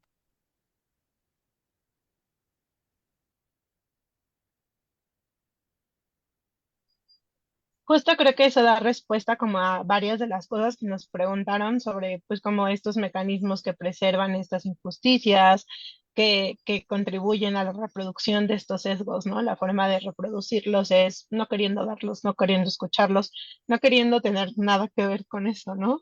Entonces, justo creo que esa es como una de las cosas con las que, pues, más vamos a, estamos intentando trabajar también aquí, pues como desde la comisión y así con todas ustedes, profesoras. Entonces, justo vamos un poco a eso, a hablar de cómo abordar, pues cómo abordarlo desde la educación, ¿no? Lo que decían, si no nos ponemos a verlo, si no nos ponemos a escucharlo, si no nos ponemos como a poner todas estas cosas en la mesa, ¿cómo lo vamos a cambiar de fondo? Dejar como estas políticas de atención para pasar más como a políticas de prevención, ¿no? En este sentido y también en el sentido de las preguntas que nos hicieron, pues justo aquí yo pongo unas propuestas que vienen desde la filosofía feminista de la ciencia y las epistemologías feministas. Ayer, de hecho, cuando platicábamos con la doctora Ana Cristina, nos decía que ella también tiene mucho como de ella que se dedica al género, pues hay como mucha como predisposición para estos temas, no siempre quieren escucharnos. Y pues yo le decía, a veces yo me preguntaba como de, pues es que si les molesta que les hablen de género, ¿por qué no le cambiamos el nombre? Y ya aprendí que pues eso no está padre en el sentido como de nombrar. Por eso yo puse aquí que estas propuestas vienen desde la filosofía feminista y desde las epistemologías feministas, porque pues las personas que están poniendo estos temas en la mesa, las personas para las que es importante que esto se visibilice, pues para empezar debería ser para todos, ¿no? Pero quienes están proponiéndolo, quienes están poniéndolo en la mesa son pues, estas personas que se dedican a los estudios feministas, a los estudios de género. Hablan, por ejemplo, de la reconfiguración del sujeto de la ciencia, que era lo que platicábamos al principio, de ya no hablar como de el científico, sino de hablar como de los científicos, la comunidad científica. Creo que también platicaron esto de que pues, las ciencias, las teorías, los teoremas incluso, ¿no? No se hacen solos, ¿no? No los hace una persona con un apellido, las hacemos muchas personas en colectivo. Entonces, hablar de una comunidad científica, cuestionar los valores de la ciencia, qué es importante, qué no es importante para la ciencia. Si de verdad lo más importante en el mundo es que no nos equivoquemos nunca y seamos perfectos, o que aprendamos de estos procesos, aprendamos de esta colectividad, la producción del conocimiento científico situado y contextualizado, esto que hablaba, ¿no? Como de los contextos para, si te pones en un contexto de las mujeres, es importante hablar de los tiempos, de las labores de cuidado y así. Para otras personas esos contextos no son importantes, pero si ahora hacemos ciencia las mujeres, tenemos que hablar de nuestros contextos, de nuestras situaciones también. Y pues una práctica científica socialmente responsable, no nada más ser responsables pues entre nosotros comunidad, sino también con los territorios, con nuestros espacios, ¿no? Con el ambiente, con las infancias, con las nuevas generaciones, con las que ya están ahí. Entonces, un poco estas son las propuestas, pero también pues en relación a lo que nos preguntaron, justamente nos hablan de si ustedes creen que los planes de estudio dejan fuera visiones críticas. Por aquí nos preguntaron sobre qué estrategias proponen para enfrentar todo esto ustedes desde su experiencia y qué cambios concretos creen que se necesitan para que las mujeres, y yo creo que toda la diversidad que habitamos aquí en la facultad, tengamos las mismas oportunidades de participar y desarrollarnos en la investigación científica. Con estas preguntas vamos pues un poco a redondear y a cerrar la discusión, ¿no? Porque pues ya visibilizamos, ya hablamos, ahora pues toca proponer. Yo les traje como estas propuestas y me interesa muchísimo oír si ustedes tienen alguna por ahí. La doctora Patricia alzó la mano para comenzar, entonces adelante. Sí, bueno, como he mencionado en todos los aspectos de lo que hemos hablado, la problemática que tenemos ahorita no es exclusiva ni de la universidad ni de los institutos o de alguna institución científica, sino es un problema social. Y en ese sentido creo que parte de lo que tenemos que hacer es buscar salir, digamos, hacer que nuestra labor salga, que nuestra labor sea visualizada por la sociedad, porque como decía yo hace rato, si no, la sociedad no se entera de lo que haces, nunca lo va a reconocer. ¿Sí? Digo, no es igual, por ejemplo, un dentista, ¿no? Siempre le digo a mis alumnos, si te duele la muela, vas, te hace algo en la muela y te cobra, ¿no?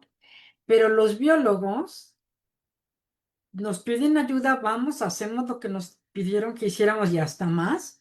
Y si acaso nos preguntan cuánto te debo, dicen, no, pues ¿cómo crees si eres mi hermano? Bueno, no, ¿cómo crees que te voy a cobrar? Y ese cómo crees que te voy a cobrar implica que no estoy valorando mi trabajo. Sí. A diferencia de lo que pasa en otras carreras, y esto es muy importante. Nadie le cuestiona al odontólogo lo que le tiene que pagar, nadie le cuestiona al abogado, nadie cuestiona a otros profesionistas, pero nosotros científicos en general, como que nos duele esa parte y nos cuesta trabajo ponerle un precio al trabajo, ¿no? Y pues finalmente, de todas maneras, comemos, de todas maneras, tenemos gastos, tenemos necesidades, pero evidentemente, si yo no valoro lo que hago, nadie tiene por qué valorarlo. Ahora, mucho de lo que tenemos, pues es el desconocimiento y por otro lado el impacto de la sociedad, ¿no? O sea, basta con ver la televisión, uno puede ponerse un ratito a ver la televisión y los anuncios que vamos a ver son de los médicos que traen su bata blanca, como si uno anduviera con bata blanca todo el santo día. Hay pocos anuncios, y el otro día me puse a hacer esto, porque estaba haciendo un estudio de casos en los cuales ahora el que va a lavar la ropa es el hombre. ¿No? Y la que llega, bueno, hay otra que llega que es médica y llega vestida de médica y después va a la lavadora a lavar la ropa, lo cual es así como que la incongruencia total. Pero bueno, creo que parte de lo que, lo que a nosotros nos compete es voltear a ver hacia las generaciones más jóvenes. Yo creo que la gran mayoría de los que hemos tenido el privilegio de estudiar carreras científicas, podemos platicar de nuestras carreras con otras personas, no nada más estudiantes más jóvenes, sino el público en general y sobre todo con los niños chiquitos, que son los más receptivos. Y yo creo que esa labor de hacer tejido social para simplemente comunicar lo que hacemos, lo hemos hecho muy mal, ¿sí? O sea, ha habido esfuerzos muy loables, pero muy pocos esfuerzos. Y yo creo que se tiene que organizar de una manera más eficiente para que la sociedad vaya reconociendo lo que hacemos de otra manera y a la gente desde más chiquita se le mete el gusanito de que quiere estar en la universidad y quiere hacer una carrera científica o tecnológica o ingeniería o lo que sea, ¿no? Y que no digamos que se vuelva un poco repelente a las críticas de sus compañeritos que conforme van creciendo les dicen, pero pues ¿cómo que científica? Ni que fueras hombre, ¿no? O sea, ese tipo de comentarios. Entonces yo creo que parte de lo que nos hace falta también es buscar los canales para hacer más difusión, hacer divulgación, hacer entendible lo que hacemos. Y yo creo que eso es algo que la sociedad necesita y que a nosotros nos toca. Eso.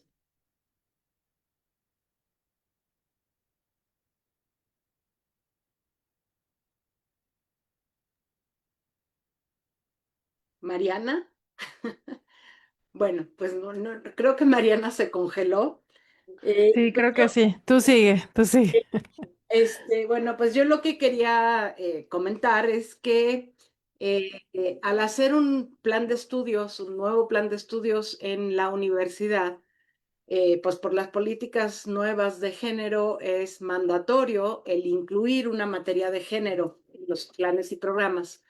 Y eso lo hicimos en biología no porque hubiera sido un mandato, sino porque realmente veíamos una necesidad, ¿no? La materia se llama Género y Ética, es una materia obligatoria del primer semestre de biología y aún así hemos tenido un montón de resistencia, ¿no? O sea, la materia no es de perspectiva de género ni nada así, sobre todo es mostrar cómo ha habido estos asuntos de género en la biología y también incluir, pues, asuntos de género como lo que comentaba Tatiana, de que pues los problemas cardíacos se habían estudiado en ratas Winstar macho de 35, bueno, de 35 gramos, iba a decir, de 35 kilos, etcétera, ¿no? O sea, sí, mucha de la ciencia y sobre todo de la ciencia biomédica se ha hecho justamente trabajando con un sexo en particular de las ratas,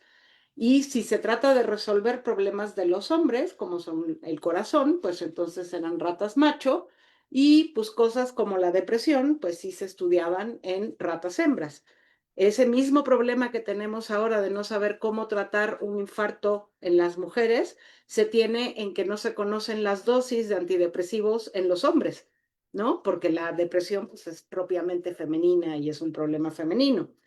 Pero bueno, más allá de eso, ahora tenemos esta materia de género y ética que ha costado muchísimo desde conseguir al profesorado adecuado para impartirla. No tenemos suficientes biólogos formados en cuestiones de género.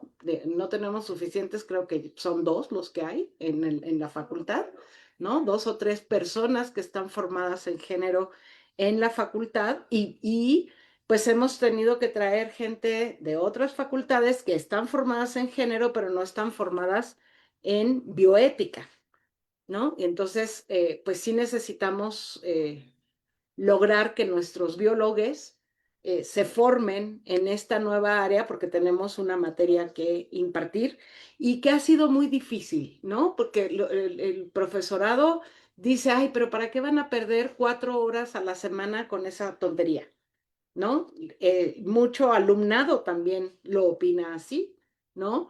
O dicen es que es aburridísimo estar viendo y la clase más fue de feminismo que de cuestiones de bioética.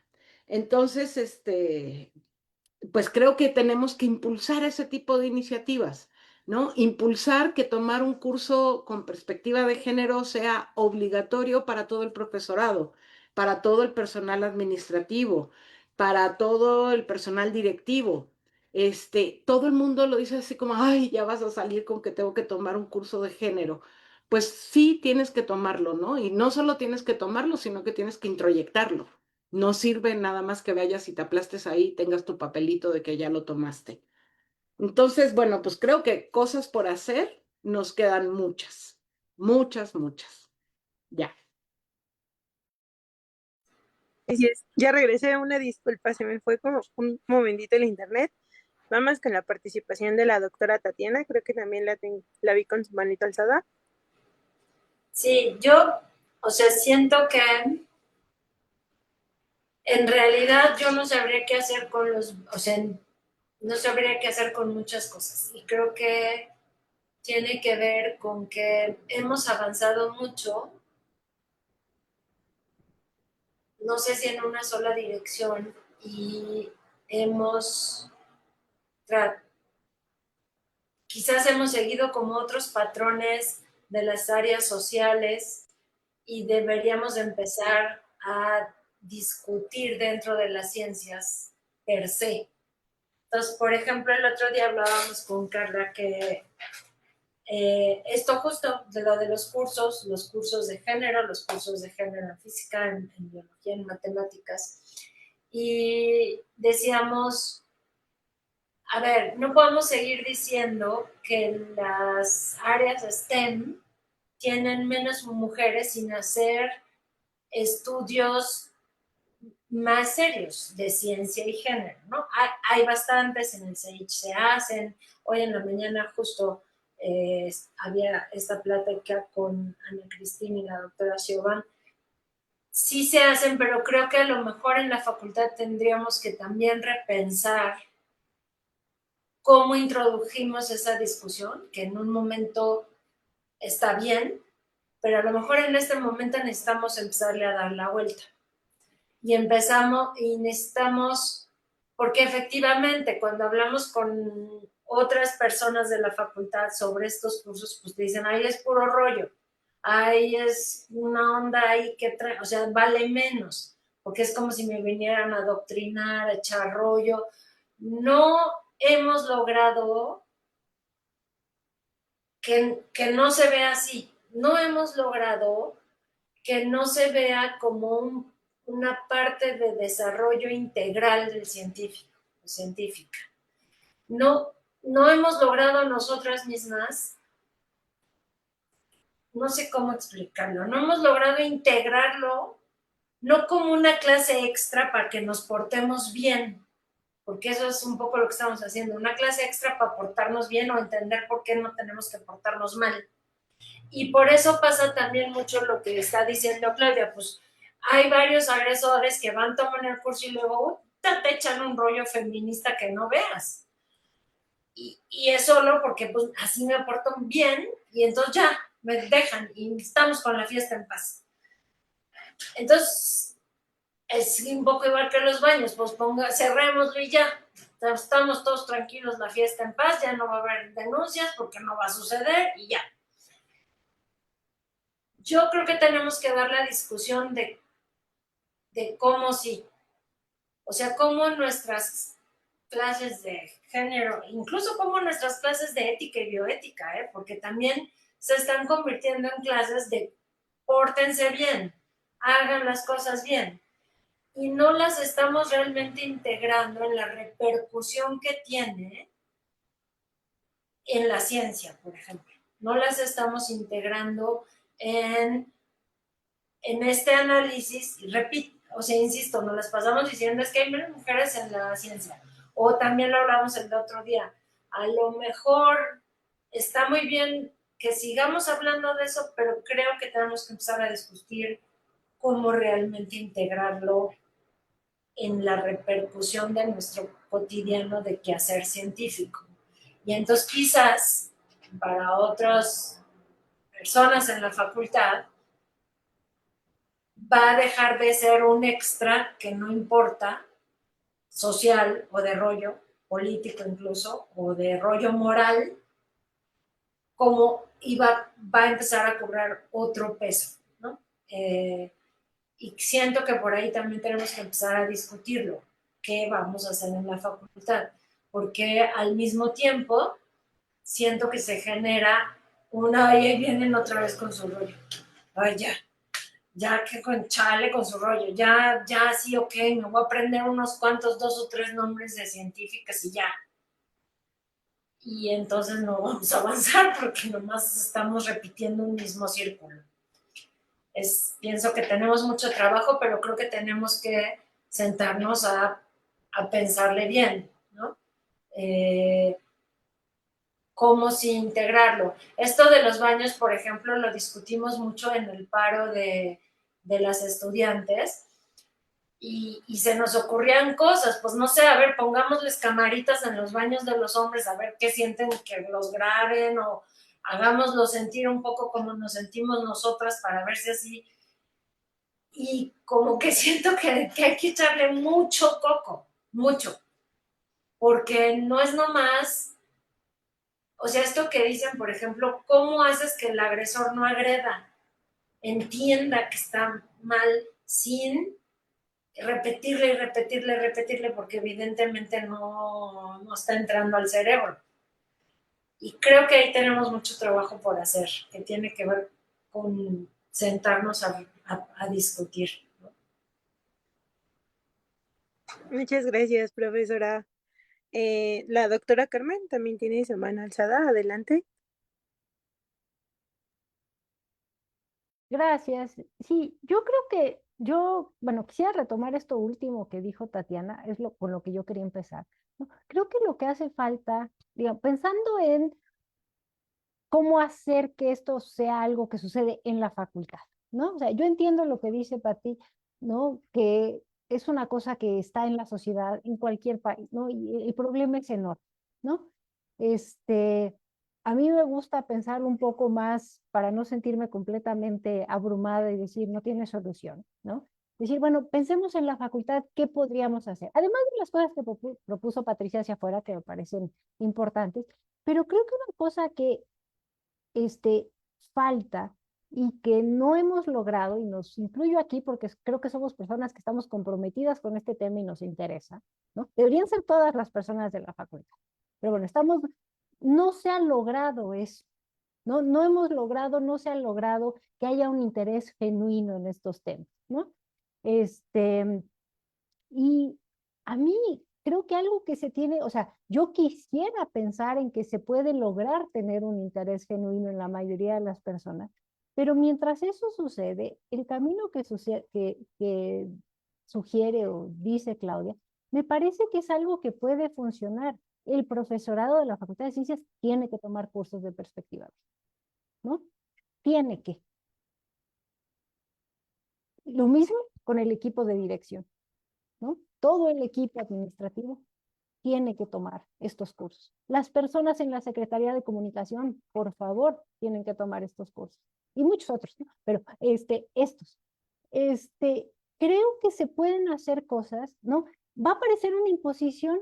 Pues sí, pero no es más imposición que a las estudiantes de matemáticas que quieren estudiar geometría se les obliga a llevar un curso de álgebra, porque se les está dando una formación integral en matemáticas, ¿no? Lo mismo pasará en biología, ¿no? Ahorita se está tratando de, por primera vez en 50 años, cambiar el plan de estudios de matemáticas. Eso es algo que yo con algunos colegas hace 15 años tratamos y fracasamos, pero esto es perfecto y así se queda. Y ojalá estuviera yo bromeando, así esas eran las cosas que nos decían. ¿No? Al día de hoy la probabilidad no es una materia obligatoria en matemáticas, eso me parece que es el peor daño que le podemos hacer a cualquier persona que estudie matemáticas, ¿no? Pero justamente, ¿por qué? Porque no es el doctorado en donde se van a especializar en algo, queremos formar estudiantes con una visión integral y creo que justamente estos temas de género deberían estar presentes de manera transversal en todas las carreras, ¿no? Vamos poco a poco. En biología hay una materia, a mí me da un enorme gusto, ¿no? Y el siguiente paso es, bueno, pues, ¿cómo lograr que de ahí se logre de manera transversal? A mí me gustaría creer que en matemáticas se puede hacer, pero sí siento que estamos en un momento donde no, no es cosa de lograr el consenso, ¿no? Y no es que yo sea una persona autoritaria, pero de preguntarles a 12,000 personas y convencerlos de por qué esto es importante, ¿no? Porque justamente estamos partiendo de un piso muy desigual, de una sociedad muy, muy inequitativa en estos términos. Y entonces, pues mi apuesta es hacer lo que hacemos, es decir, aprender, ¿no? Sobre estos temas no sabemos, pues aprendamos.